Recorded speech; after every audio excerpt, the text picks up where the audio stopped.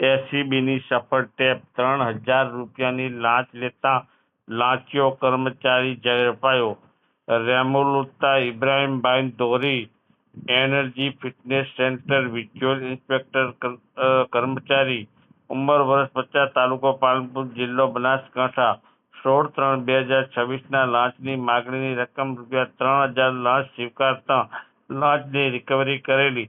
તેને ₹3,000ની લાંચ લેતા પકડી પાડ્યો હતો. Chadotar vehicle fitness centre Deesa Palanpur highway ઉપર ગુનાની ટૂંકી વિગત. આમ હકીકત એવી છે કે આજરોજ એસીબી પાટણને મળેલી ખાનગી બાતમી હકીકત આધારે સરકારના વાહન વ્યવહાર વિભાગમાંથી વાહનોના ફિટનેસ ચકાસણી કરવાનું કામ મેળવનાર ફિટનેસ સેન્ટર ચડોતર ખાતે નાના મોટા વાહનોનો કોમર્શિયલ વ્હીકલ ફિટનેસ સર્ટી આપવા બાબતે ₹3,000ની લાંચ લેતા ઝડપાયા હતા. તેના વિરુદ્ધ કાયદેસરની કાર્યવાહી હાથ ધરવામાં આવી.